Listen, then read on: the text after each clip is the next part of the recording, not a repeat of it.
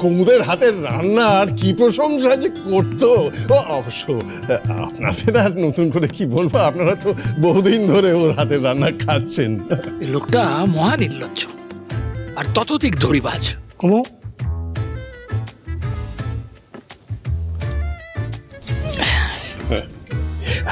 জানবো না কি বল?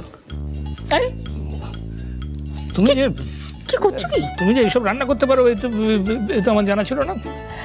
জানবে কি করে? আমার আর আমার রান্নার কদর কোনোদিন করেছো কখনো? আর বিমলকে দেখো, দেখো বিমলকে কবে রান্না খেয়েছে এখনো পর্যন্ত প্রশংসা করছে, মনে রেখে দিয়েছে ঠিক। আর তুমি তুমি তো আমার রান্না নাকি খেয়ে খেয়ে তোমার নাকি মুখ পচেই গেছে, সারাক্ষণ তো বলছো। এখন আমার রান্নার চেয়ে বাইরের রান্নার দিকে তোমার ঝোঁক বেশি। কি করছো কি? তোমাদের তো আমিষ রান্না ছাড়া কিছু মুখে রোচেই না। ভালো নিরামিষ রান্না খেয়ে দেখেছো কখনো? নিরামিষ রান্নার কথা শুনলে তো তোমাদের ভাত মুখে উঠবে না। হ্যাঁ, তা তো হবে। আমরা হিরে ব্যবসায়ী, মনেরই বাঙালি। কথা আছে না, মাছে ভাতে বাঙালি। হ্যাঁ, আমরা মাছ ভাত খাবো না তো কি হই, ঘাস পাতা চেপো। নিরামিষ খাবারের মর্ম আপনি কি করে বুঝবেন? ওতেই পুষ্টি। হ্যাঁ, সে তো আপনার এই চড়ুই পাখির মতো চেহারা দেখেই বুঝতে পারছি। বাবু খুব কি কিরে, তুই ওকে চড়ুই পাখি বলছিস কি? তুই নিজে কি রে? খড়ি দিদি ভাই, তুমিও তোমার ঠাম্মির সাপোর্টে গান গাইতে আরম্ভ করলে। খড়ি শোনো তো, দেখেছো তো, দেখেছো? এখন তো এই খড়ি ঠাম্মির একেবারে চামচে হয়েছে। তুমি চিন্তা করো না, এই জীবনে সব কিছু না ওই ওই ঘুড়ির কম্পিটিশনের মতো। ওখানে যেমন ভোকারটা করে দিয়েছিলাম, এখানে এই স্যাম্পল এই বিমল নাকি ওনাকে ভোকারটা করে দিয়ে না এই খড়ি আর ঠাম্মিকে মাত দেবে তোমার এই বড় নাতি, দেখে নিও। আচ্ছা, আজকে কি রান্না হবে বলবে?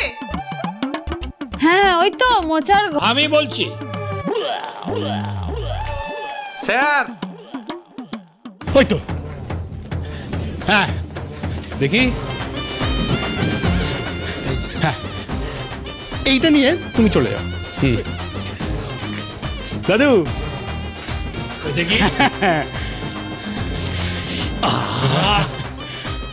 আজকে বাড়িতে রান্না হবে কষা মাংস, সঙ্গে মাছের মাথা দিয়ে ডাল আর ইলিশ মাছের পাতুরি।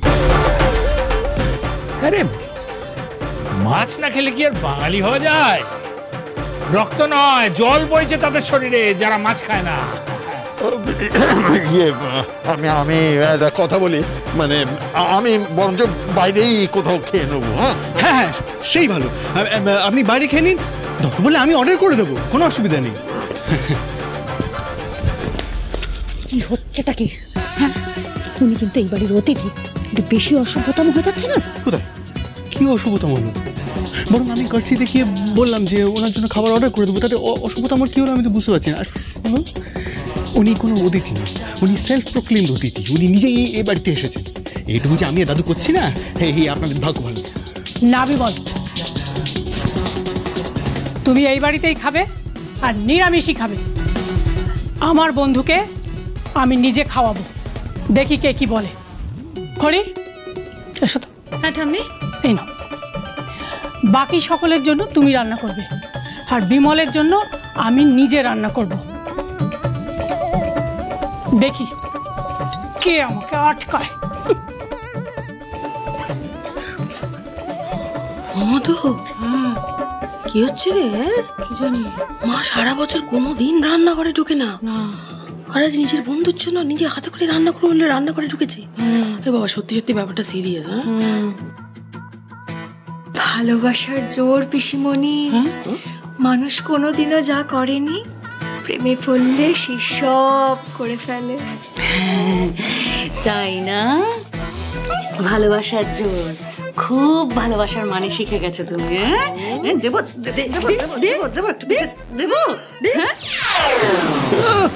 খুব হাসি, খুব হাসি। মনে রাখতে জল করার টাকায় চাল কুমড়োর পায়েস দেখাচ্ছি আমি। দেখলি তো ঠাম্মির মেজাজটা একবার দেখলি? ওই লোকটার জন্য আমাকে মেজাজ দেখায়। না বাড়াবাড়ি হচ্ছে, একটু বেশি বাড়াবাড়ি হচ্ছে, এটাকে আটকাতে হবে। কি করা যায় বলতে কি? আমি দেখছি কিছু তো একটা করতেই হবে। আমিও দেখবো ও ওই লোকটা কি করে এই বাড়িতে থাকে।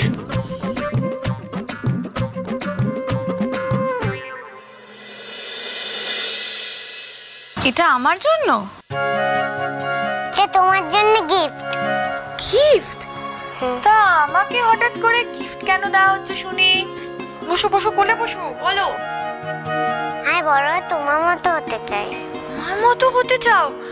কিন্তু মাম্মাম, তুমি তো আমার মতো হতে পারবে না, তুমি আমার থেকে অনেক ভালো হবে, তুমি তোমার মতো হবে। চিনতে পারছো না আমাকে?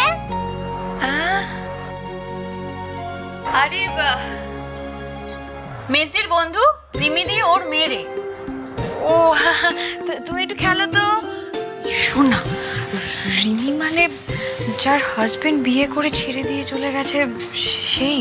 হ্যাঁ রে, রিমিদির তো কত ভালো জায়গায় বিয়ে হয়েছিল, তারপর সবটা এলোমেলো হয়ে গেল। এই সব কিছুর মধ্যে ওই বাচ্চাটার কি দোষ বলতো? অন্যের ভুলের শাস্তি ওকে পেতে হচ্ছে। ওকে দেখে খুব মায়া হয় রে। রিমিদি ওকে নিয়ে ওই মাসিমেশোর কাছে থাকতো, তারপর এসব নিয়ে দুঃখে চিন্তায় মাসিমেশো মারা গেল। তুই তো পাড়ার খবর নিস না, তাই তুই জানিস না। তুমি তো খুব সুন্দর, তাই তোমার জন্য ফুলটা এনেছি, তুমি মাথায় লাগিও। তাই? তাহলে তো আমি এটা মাথায় লাগিয়ে ফেলব, ঠিক আছে? কোলে বসো না তুমি। আমি তোমার মতো সুন্দর হতে চাই।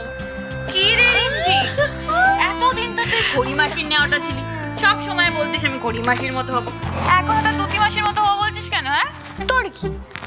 শোন, তোর বড়দি কিন্তু এখন সুপারস্টার, 5 থেকে 50 সবাই আমার ফ্যান হবে, এটা স্বাভাবিক নয় কি? তাই না? বসে বসে আর স্বপ্ন দেখিস না। কত কাজ পড়ে আছে তোর, বলতো? কত বড় দায়িত্ব নিয়েছিস, মনে আছে তো? এটা তো ঠিক বলেছিস, প্রচুর কাজ বাকি। বলছি তুমি একটু নিজে নিজে খেলো, আমি তারপর তোমার সাথে খেলবো।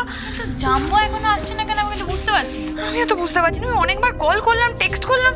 দাঁড়া দাঁড়া, আবার কল করি, ফোনটা ধরলে হয়।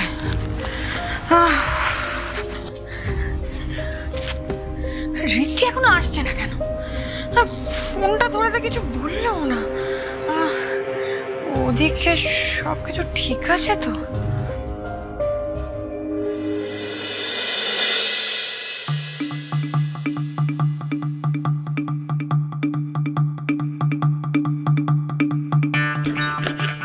খড়ি, হ্যাঁ ঠাম্মি, তুমি বরং ওই আটাটা মেখে ফেলো, হ্যাঁ?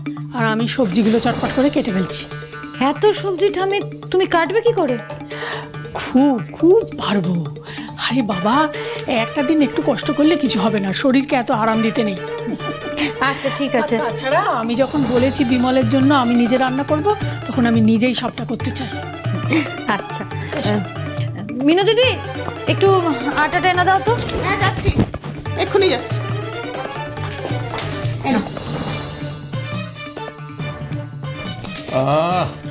আজকে তোমার হাতের রান্না খাবো, হ্যাঁ? কতদিন পর কুমুদ। আমার তো ভেবেই একবারে এক্সাইটেড লাগছে। হ্যাঁ, তুমি দাঁড়িয়ে আছো কেন? বসো। এই মিনতি, একটা চেয়ার দিয়ে যাও না। দিচ্ছি দিচ্ছি। বসো বসো, তুমি বসো। ঠাম্মি বলছি, এটা কি নিভিয়ে দেবো গ্যাসটা? হ্যাঁ, একটু পায়েসটা নেড়ে দিয়ে তারপর।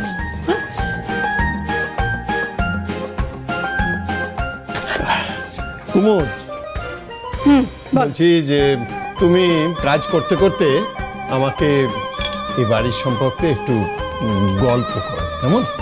বলো না, কি জানতে চাও? ধরো, তুমি এ বাড়িতে আসার পর থেকে তোমার কি কি অভিজ্ঞতা হয়েছিল, হ্যাঁ? আর প্রথম থেকে এ বাড়িতে পুজো কেমন করে হতো, তার যা অভিজ্ঞতা, এই সব কিছুই বলো না। আমার অভিজ্ঞতা তো প্রচুর, তবে পুজোর কথা যদি জিজ্ঞেস করো তাহলে যে ঘটনাটা সবচেয়ে বেশি মনে পড়ছে সেটা হলো